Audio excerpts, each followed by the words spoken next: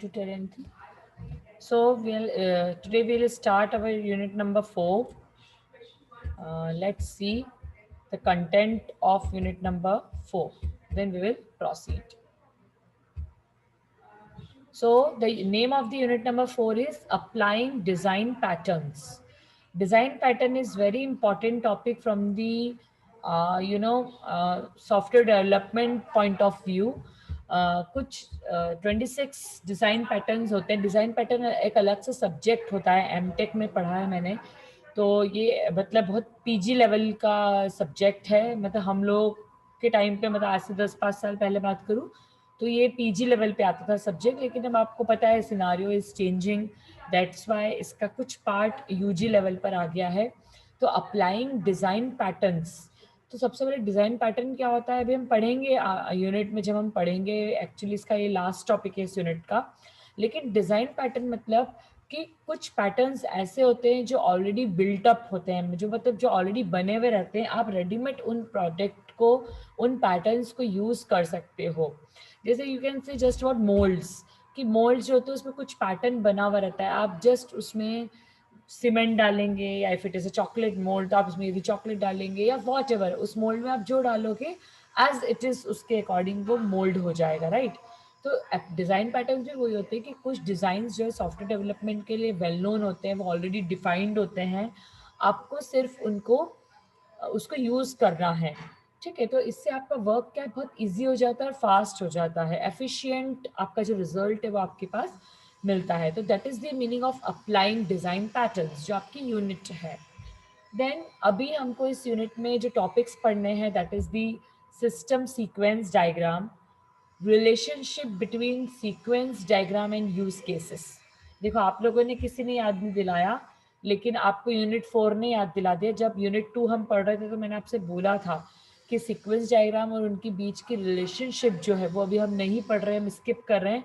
क्योंकि तब तक हम यूज केस डायग्राम्स तो हम पढ़ चुके थे, लेकिन हमने सीक्वेंस डायग्राम यूनिट 3 में बाद में पढ़ा है, right. That is the part of interaction diagram, dynamic models. तो इसलिए अभी इस यूनिट में जो स्टार्टिंग है system sequence diagram. Sequence diagram क्या होते हैं हम ये ऑलरेडी यूनिट नंबर 3 में पढ़ चुके हैं. अभी आपको पढ़ना है relationship between sequence and use cases. तो आज की क्लास में हम यही कवर अप करने वाले हैं.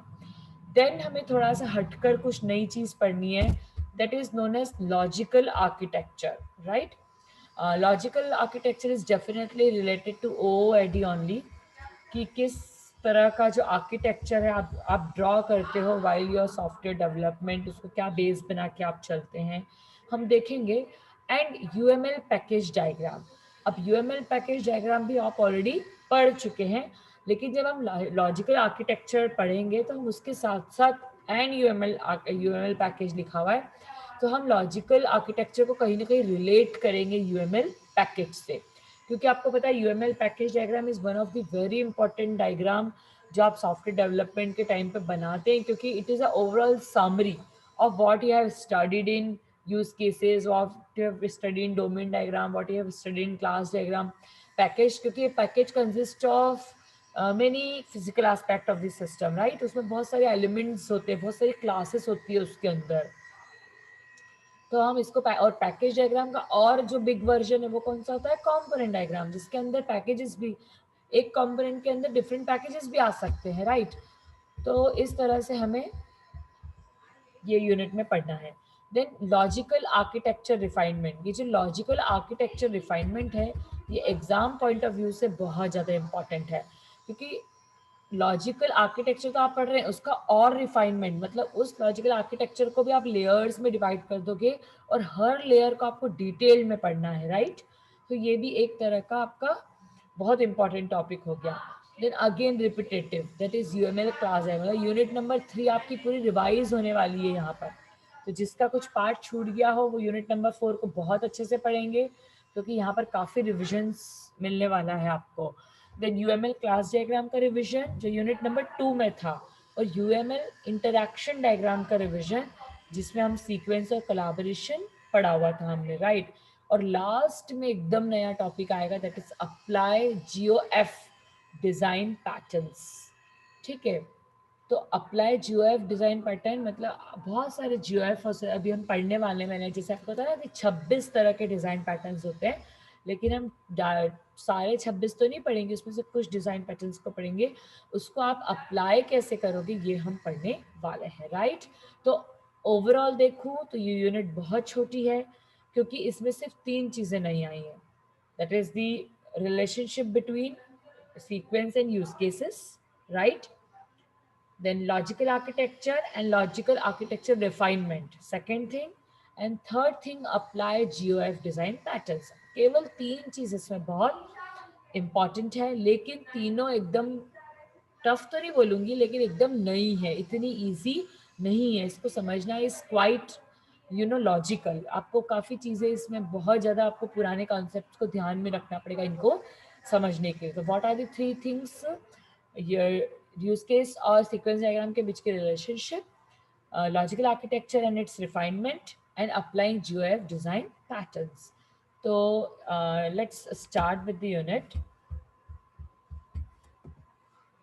सिस्टम। आज के जो टॉपिक हम पढ़ने वाले हैं that is system sequence diagram and the relationship between sequence diagram and use cases. Okay, so already हमें सीक्वेंस डायग्राम पता है, लेकिन अभी मैं रिकैप कर देती हूँ आपको सीक्वेंस डायग्राम। आपको सीक्वेंस डायग्राम याद होगा कि सीक्वेंस डायग्राम एक तरह का इंटरैक्शन डायग्राम होता है जो टैब्यूलर फॉर्म में होता है। टैब्यूलर फॉर्म मतलब ऐसे हमने लाइफलाइन के साथ टेल्स बनाई थी, और हर लाइफलाइन की जो टेल है वो होती है डैश्ड लाइन में, एक लाइफलाइन, दूसरी लाइफलाइन, तीसरी लाइफलाइन, चौथी, ऐसे टैब्स के फॉर्म में हमारा सीक्वेंस डायग्राम था। एक लाइफलाइन से हम दूसरे लाइफलाइन पे मैसेज पास करते हैं, फिर दूसरे लाइफलाइन से तीसरे लाइफलाइन पे मैसेज पास करते हैं, और फिर फोर्थ लाइफलाइन यदि है तो उस पर मैसेज पास करते हैं। फिर हमने कुछ सेल्फ लूप यूज किए थे, हमने सिंक्रोनस मैसेजेस यूज किए थे, हमने एसिंक्रोनस मैसेज यूज किए थे। सिंक्रोनस मैसेज वो होते हैं जिसमें आप यदि कोई रिक्वेस्ट करते हैं तो उसके साथ साथ आपको रिप्लाई भी डेफिनेटली मिलता है। मतलब जिसमें आपको रिप्लाई मिल रहा है वो सिंक्रोनस मैसेज होते हैं, क्योंकि इसमें 2 वे कम्युनिकेशन होता है।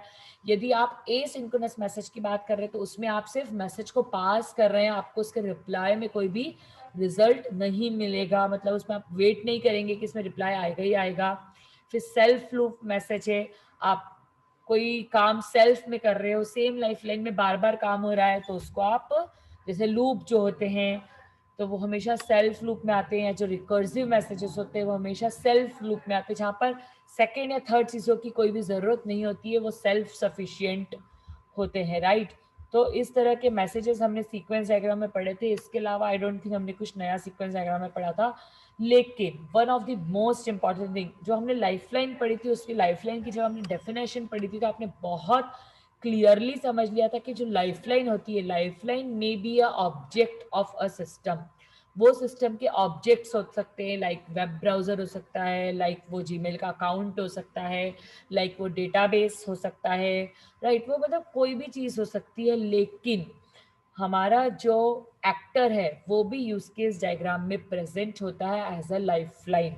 मतलब जो एक्टर होता है उसका भी बहुत इंपॉर्टेंट रोल होता है सीक्वेंस डायग्राम में। तो जो एक्टर्स होते हैं वो भी हमारे सीक्वेंस डायग्राम में बहुत ज़्यादा रोल प्ले करते हैं। और आपको पता है कि जो एक्टर है वो यूज केस डायग्राम में भी बहुत ज़्यादा रोल प्ले करते हैं। तो without starting the theory part, मतलब जस्ट इसको पीपीटी स्टार्ट करने से पहले आपको मैं एक शॉर्ट में बताना चाहती हूँ कि यूज केस डायग्राम और सीक्वेंस डायग्राम रिलेट कैसे होते हैं। तो सबसे पहला जो रिलेशन होता है वो रिलेशन तो ये होता है कि जो सीक्वेंस डायग्राम है उसमें लाइफलाइन के फॉर्म में हम यूज केसेस का यूज करते हैं, और यूज केसेस डायग्राम में भी हमारे सॉरी जस्ट वेट, जो आपकी लाइफलाइंस होती है उसमें एक्टर्स का हम यूज करते हैं in the form of lifelines. और एक्टर का यूज केस डायग्राम में भी बहुत ज़्यादा रोल होता है, क्योंकि कौन सा एक्टर कौन सा फंक्शन परफॉर्म कर रहा है ये हमें यूज केस डायग्राम से ही पता चलता है। This is our first relationship, that actors are used in use cases and actors are also used in sequence diagram. Now दूसरी चीज, हर यूज केस डायग्राम में यूज केसेस तो होते ही है। यूज केसेस मतलब what are the functions that is perform by the actors. और सीक्वेंस डायग्राम में हर एक यूज केस का सीक्वेंस डायग्राम बनता है इन डिटेल। जो हमारा यूज केस डायग्राम है उसमें नंबर ऑफ यूज केसेस होते हैं, लेकिन जो सीक्वेंस डायग्राम आता है वो हर एक यूज केस का इंडिविजुअल होता है। जैसे मैं आपसे बात कर चुकी हूँ कि सपोज आप केस स्टडी बना रहे हो, आपकी केस स्टडी में यदि 5 यूज केसेस हैं, यूज केस डायग्राम तो एक ही होगा, लेकिन उसके अंदर जो यूज केसेस है यदि 5 हैं, तो आपको 5 सीक्वेंस डायग्राम, 5 कोलैबोरेशन डायग्राम और 5 एक्टिविटी डायग्राम उस पर्टिकुलर सॉफ्टवेयर डेवलपमेंट के टाइम पे बनाने पड़ेंगे, क्योंकि हर यूज केस का अलग सीक्वेंस, अलग कोलैबोरेशन और अलग अलग एक्टिविटी बनता है। तो this are the two main important point जिसके कारण हम रिलेशनशिप बताते हैं यूज केसेस और सीक्वेंस की। Let's see in detail. Here explains a technique to describe use cases by means of a sequence diagram। मतलब यहाँ पर हम एक रिलेशनशिप, एक टेक्निक बता रहे हैं जिससे हम सीक्वेंस डायग्राम और यूज केसेस डायग्राम को रिलेट करेंगे। In fact, we will compare sequence diagrams in order to define sequence diagram relationships, which will be used for identifying and defining use cases relationships। ठीक है, another important point कि जो third difference आ गया कि जो sequence diagram होते हैं, जो सीक्वेंस डायग्राम में आप एक लाइफलाइन से दूसरे लाइफलाइन पे जो मैसेज को पास करते हो, that is the another way which is used for identifying and defining the use case relationships की एक यूज केस दूसरे यूज केस से कैसे रिलेटेड है, वो जनरलाइजेशन है, वो स्पेशलाइजेशन है, वो इनहेरिटेंस है, या वो एक्सटेंड्स है, वो इंक्लूड्स है। ये रिलेशनशिप भी आपको सीक्वेंस डायग्राम में जो है वो शो कैसे होगी, जो यूज केसेस में जो आप यूज करोगे वो भी आपको कहीं ना कहीं सीक्वेंस डायग्राम से ही आइडिया आपको आ सकता है। मतलब forward as well as reverse engineering दोनों पे ये काम करता है, right. Now regarding the model driven development, we also show a discussion on how the development process and in general the developer decision affect both use cases and sequence diagram modeling। Definitely, क्योंकि ये एक model driven approach है, ये कोई stagnant तो है नहीं। आपका जो सीक्वेंस है वो फिक्स नहीं है, आपका जो यूज केसेस है वो फिक्स है, स्टेटिक है। जो सीक्वेंस है वो आपका डायनामिक है, लेकिन आपको पता है, आपने पढ़ा है कि आपका जो सीक्वेंस डायग्राम है वो टोटली इवेंट पे डिपेंड करता है, उसमें इवेंट का बहुत ज़्यादा रोल होता है, और आपके जो इवेंट होते हैं वो कभी भी बदल सकते हैं, वो कभी भी चेंज हो जाते हैं। तो आपका यदि सीक्वेंस डायग्राम चेंज होता है तो उसके अकॉर्डिंग, क्योंकि सीक्वेंस डायग्राम में मेनली आप रिलेशनशिप की बात करते हो ऑब्जेक्ट्स की, और यदि ऑब्जेक्ट के बीच की रिलेशनशिप हुई तो उसको कहीं ना कहीं हम रिफ्लेक्ट करते हैं यूज केसेस में, क्योंकि यूज केसेस में भी रिलेशनशिप होती है। तो यदि सीक्वेंस की रिलेशनशिप चेंज हुई तो वो ऑटोमेटिकली रिफ्लेक्ट करेगी यूज केस रिलेशंस में भी, राइट। तो आपको यहाँ पर सेकेंड पॉइंट में यही बताया है कि डेवलपमेंट प्रोसेस के टाइम जो सीक्वेंस डायग्राम है वो चेंज होता रहता है, तभी तो हमने सीक्वेंस डायग्राम को डायनामिक डायग्राम की कैटेगरी में डाला है। तो वो जो चेंज हो रहा है उसके कारण वो चेंज जो है वो रिफ्लेक्शन किस पे होगा, यूज केस डायग्राम पर भी होगा। So our technique can be summarized as follows. A use case model is built and the actors are connected to the use cases। आपको पता है कि यूज केस डायग्राम हम जब बनाते हैं तो एक्टर का रिलेशन हम यूज केसेस से रिप्रेजेंट करते हैं, and each use case represent a task in which he actor the actor participates, the आएगा वो, इन विच द एक्टर पार्टिसिपेट्स। अभी मैंने आपको ये चीज बताई कि हर एक्टर के रिलेशनशिप यूज केसेस से होता है, लेकिन हर यूज केस का रिलेशनशिप एक सीक्वेंस डायग्राम से होता है, क्योंकि every sequence diagram is representing individual use cases. और ये आपको आपके प्रैक्टिकल में भी ध्यान रखना है कि आपको सीक्वेंस डायग्राम बनाने को बोला है तो आप सिस्टम का ओवरऑल सीक्वेंस डायग्राम तो बना सकते हो, उसमें मैं ये नहीं बोलूँगी गलत है, लेकिन आपको हर यूज केसेस का इंडिविजुअल सीक्वेंस डायग्राम बनाना है, और यही बहुत इंपॉर्टेंट चीज है प्रैक्टिकल में, राइट। तो for each use cases a sequence diagram is built. बात आई आपको समझ में? हर यूज केस के लिए आपको एक सीक्वेंस डायग्राम बनाना है, Each sequence diagram specify the main interaction steps to be achieved for each task, that is each use cases. Her use cases कैसे इंटरेक्ट करेगा, कैसे वर्क करेगा, उसकी ऑब्जेक्ट्स के बीच में इंटरेक्शन कैसे होगा, वो क्या मैसेज को पास करेंगे, वो मैसेज कौन से टाइप का है, आपको डिटेल्ड यूज केस का जो डिस्क्रिप्शन है वो कैसे मिलेगा, in the form of a sequence diagram. So some of the interaction steps in a sequence diagram can be deployed in another sequence diagram or a sub diagram. इसीलिए आपको मैंने बोला हर यूज के, सपोज एक यूज केसेस जैसे आपने login बनाया है और आपने पासवर्ड को क्या किया है, उसमें इंक्लूड किया है, क्योंकि लॉगिन करने के लिए पासवर्ड कंपलसरी यूज केसेस है, तो आप यहाँ पर लॉगिन का और पासवर्ड का दोनों का इंडिविजुअल सीक्वेंस डायग्राम बनाना चाहिए वैसे तो आपको, लेकिन जनरली आप सिंगल ही बनाते हो, लेकिन यदि डेप्थ में कोई मतलब जितने नंबर ऑफ यूज केसेस आपको उतने नंबर ऑफ डायग्राम जो है वो बनाने चाहिए. तो क्लियर हो गई आपको मेरी बात कि रिलेशनशिप क्या होगी यूज केस डायग्राम और सीक्वेंस डायग्राम में.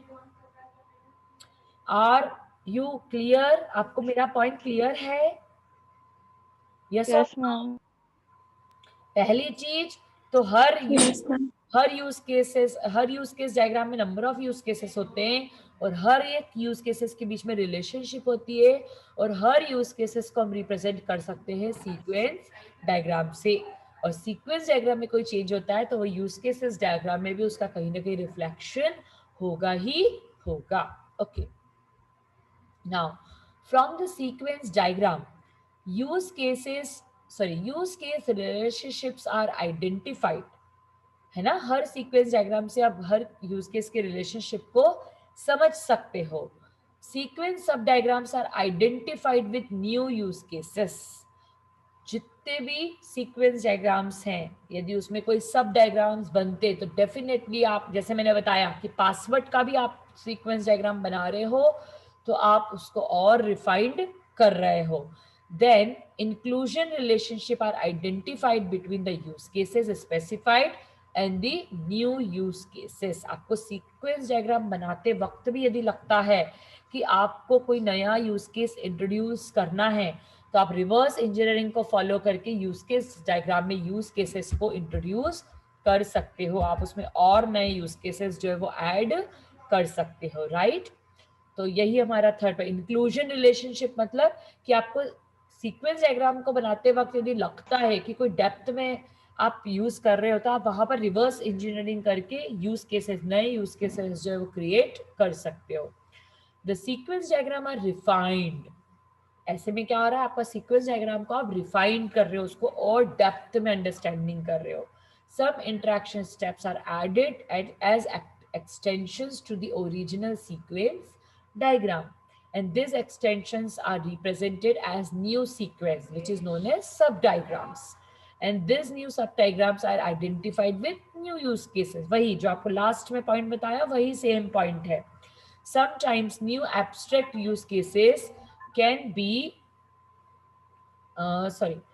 new abstract use cases can be representing generic sequence diagram, and particular cases of abstract use cases are identified in which the interaction steps are added or rewritten.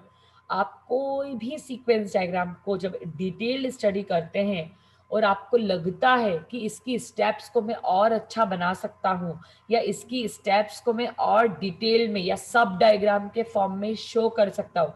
जैसे login एक sequence हो गया, login के अंदर भी password तो आएगा ही आएगा. जब आप एक्सक्लूसिव पासवर्ड को रिप्रेजेंट करेंगे तो वो उसका सब डायग्राम हो गया, और उस सब डायग्राम के कारण आप न्यू रिलेशनशिप जो है या न्यू सीक्वेंस डायग्राम जो है उसको भी रिप्रेजेंट कर सकते हो. मतलब आपका जो इंटरैक्शन डायग्राम है, जो सीक्वेंस डायग्राम है, अब उसको आप रिटर्न कर सकते हो इन द फॉर्म ऑफ सब डायग्राम. जैसे आपने पेमेंट एक यूज केस बनाया, अब मैं आपको क्लास में बहुत बार बता चुकी हूँ कि आप पेमेंट का सीक्वेंस डायग्राम तो बना सकते हो, क्योंकि उसमें आपने क्या किया था, फॉर्क और ज्वाइन का यूज किया था, क्योंकि आपने बताया था कि पैरेलल बहुत सारे पेमेंट के मोड हो सकते हैं. जो पेमेंट है वो कैश में भी हो सकता है, वो गूगल पे से भी हो सकता है, वो फोन पे से भी हो सकता है, और XYZ के फॉर्म में हो सकता है. मतलब एक पेमेंट करने के बहुत सारे तरीके हो सकते हैं। तो आपने जॉइन और फॉर्क का यूज किया, राइट? पर यहाँ पर आप जब इसकी सीक्वेंस बनाओगे तो डेफिनेटली कैश की सीक्वेंस अलग बनेगी, गूगल पे की सीक्वेंस अलग बनेगी, फोन पे की सीक्वेंस अलग बनेगी और इंटरनेट बैंकिंग की सीक्वेंस अलग अलग बनेगी, क्योंकि एवरी डिटेल्ड यूज केसेस, जो आपके सब यूज केसेस है, जो न्यू यूज केसेस है, उनको आप डिटेल में अलग से एक्सप्लेन करते हो। क्योंकि आपको पता है कैश करेंगे तो तरीका अलग होगा, आप इंटरनेट बैंकिंग के यूज करोगे तो तरीका अलग होगा, आप कोई गूगल पे या नो पे फोन पे करके ऐप का यूज कर रहे हो तो आपका तरीका अलग होगा। क्लियर है आपको? Okay. So from the refined sequence diagram, new use case relationship are discovered। मतलब जो आप refined आपने sequence diagram बनाया है, आपने कोई उससे सब diagram बनाया है, तो उससे आपको और new use cases निकल के आएंगे। Generalization, specialization relationship between abstract and particular use cases are identified, right?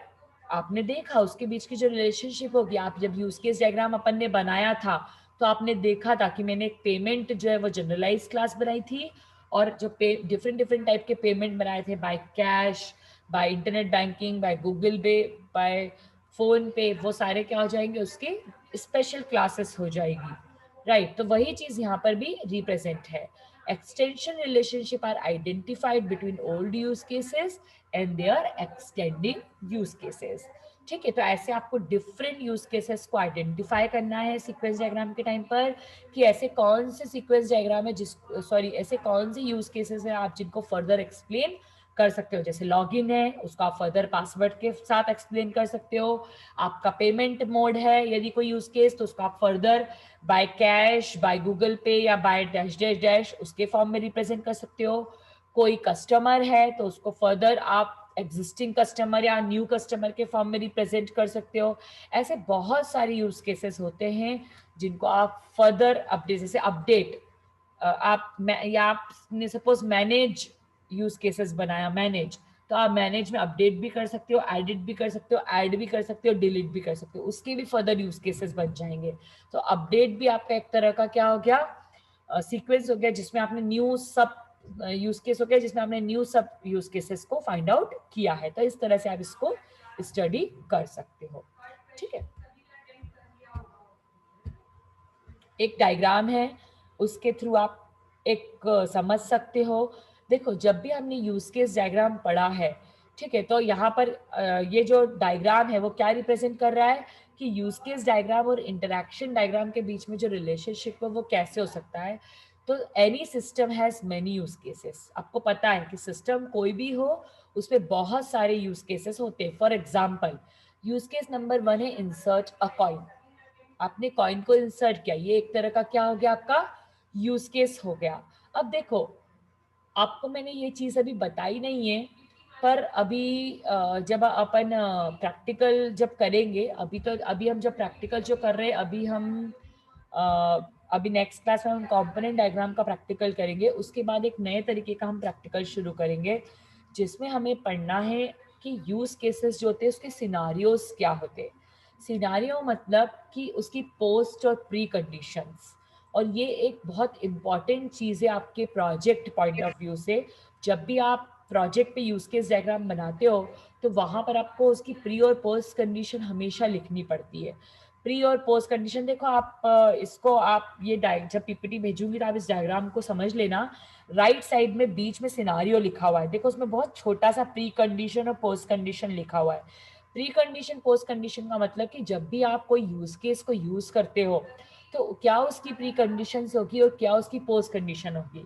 जैसे इंसर्ट अ कॉइन, तो इंसर्ट अ कॉइन मतलब आपको, आपकी जो यूज केस है वो क्या है कि आपको कॉइन को इंसर्ट करना है। तो कॉइन को इंसर्ट करने से पहले प्री कंडीशन क्या होगी कि आपकी कॉइन्स को इकट्ठा करना पड़ेगा। आपके पास कॉइन्स नहीं है तो आप उसको इंसर्ट कर पाओगे क्या? आप बिल्कुल भी नहीं, मतलब आपको अरेंजमेंट करना पड़ेगा कॉइन का, राइट? तो insert coin to add money, ठीक है। अब आपका जो पोस्ट कंडीशन है उसका सिनारियो क्या होगा, what will be a post condition. तो इस कंडीशन में पोस्ट पे ये होगी पोस्ट कंडीशन कि जब भी आप जो आपने जो कॉइन इकट्ठा करके रखे, जब भी आप कॉइन इंसर्ट कर दोगे तो वो कॉइन जो है इट मे बी एक्सेप्टेड, वो कॉइन एक्सेप्ट होना चाहिए। Are you getting the point? That will be a post condition कि आपने जो कॉइन इंसर्ट किया, ये तो प्री कंडीशन हो गई कि आपने अरेंजमेंट किया कॉइन का, फिर जो इंसर्ट कर दिया वो एक्चुअली सिचुएशन हो गई कि इंसर्ट अ कॉइन, जो आपका यूज केस है। और उसकी पोस्ट कंडीशन क्या होगी कि वो एक्सेप्ट होना चाहिए वो पर्टिकुलर कॉइन। तो each use cases has one और मोर सिनारियोज। तो पहला सिनारियो है कि insert coin to add money. Second scenario है insert excess coin, too many inserted, ठीक है। आप मल्टीपल कॉइन इंसर्ट करोगे तो accept, it may be possible कि वो एक्सेप्ट नहीं करेगा। And point number 3, some other situation जैसे मैंने आपको बताया कि वेदर हो सकता है कॉइन नकली हो, उसमें ऐसा आप सोडा पीने जाते हैं तो वैन में सोडा शॉप रहती है जिसमें आप अलग अलग कॉइन, अभी अपने कॉलेज में भी आपने देखा है कि बहुत सारी डिस्पैच मशीन लग गई है जिसमें आप 50 रुपए का नोट डालेंगे और 10 रुपए की चीज़ खरीदेंगे तो 40 रुपए वापस आ जाते हैं, ठीक है, 4 सिक्के वापस आ जाते हैं। तो ये सब चीज़ें, ये इंसर्ट अ कॉइन का एक सिनारियो हो गया, राइट। अब फॉर आवर ईच सिनारियो, मतलब we have one sequence diagram. अभी मैंने आपको ये चीज़ क्लियर की है लास्ट स्लाइड में कि जितने यूज केसेस हैं, जितने भी सिनारियो हैं, हर सिनारियो के साथ आपको क्या करना पड़ेगा, एक सीक्वेंस डायग्राम बनाना पड़ेगा। और ये जो प्री और पोस्ट कंडीशंस जो होती है, हर प्री और पोस्ट कंडीशन इंक्लूडेड होती है आपके सिनारियो में, आपके use case sorry sequence diagram में। मतलब सीक्वेंस डायग्राम आप जब बनाओगे तो उसमें आपकी वो pre condition post condition included रहती है, तभी आपका जो सीक्वेंस डायग्राम है वो कंप्लीट होगा। अब देखो नीचे देखो, अब राइट साइड में देखो सोडा मशीन, देखो मैंने जस्ट फॉर बोला सोडा मशीन का एग्जाम्पल है कि सोडा मशीन में आपने किया कि जो कस्टमर है वो इंसर्ट कॉइन कर रहा है, और इसी का सिनारियो मैंने अभी आपको बताया, that is a post condition and pre condition के फॉर्म में, ठीक है, पोस्ट कंडीशन और प्री कंडीशन के फॉर्म में बताया। और इसी यूज केस डायग्राम से आपने जनरेट किया है क्या, सीक्वेंस डायग्राम, क्योंकि हर सीक्वेंस डायग्राम का एक क्या होता है, हर एक यूज केस का सीक्वेंस डायग्राम होता है। अब देखो इसमें आपने क्या लिखा, आपने यहाँ पर जो ये जो सीक्वेंस डायग्राम है इसको आपने बनाया है, इसमें आप कस्टमर लिया है, इसमें आपने कॉइन लिया है, और फिर उसको आप उसका चेक कर रहे हो कि वेदर जो इंसर्टेड कॉइन है वो करेक्ट है या नहीं है, और आपका कॉइन जो है एक्सेप्ट हुआ है या नहीं हुआ, उसका आप इस तरह से आप सीक्वेंस डायग्राम जो है वो बना सकते हैं, ठीक है। तो इस तरह से सीक्वेंस डायग्राम और यूज केस डायग्राम के बीच की आप रिलेशनशिप शो कर सकते हो। जब भी आपके एग्जाम में आएगा तो आपको इस तरह से एक डायग्राम बना के शो करना है, मतलब कोई यूज केस डायग्राम बनाना है, उसकी प्री कंडीशन पोस्ट कंडीशन लिखनी है, प्री कंडीशन पोस्ट कंडीशन हर एक यूज केस की होगी, ठीक है। अभी मैं आपको प्रैक्टिकल लैब में बताऊंगी जब भी हमारी लैब लगेगी तब, ठीक है। और उसके बाद आपको क्या करना है, उसका सीक्वेंस डायग्राम भी जनरेट करके बताना है, right.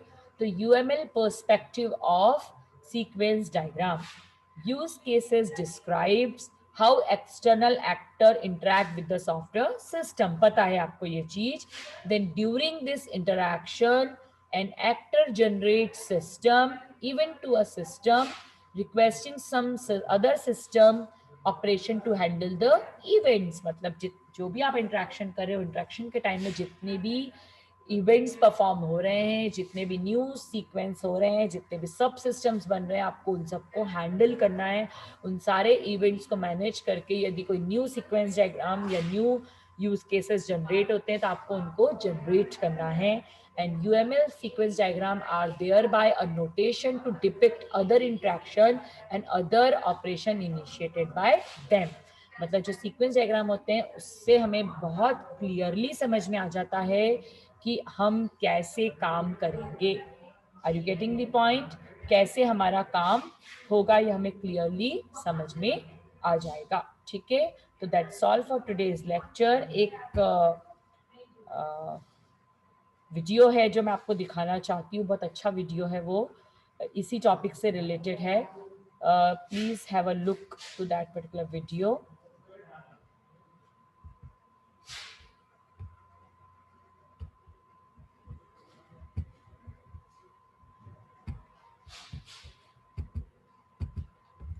Just a minute wait, हाँ।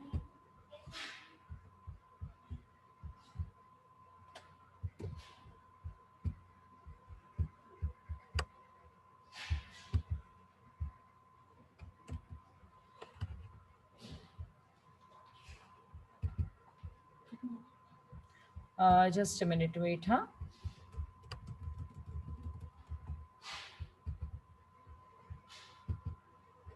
मैम मेरी क्लास चल रही है.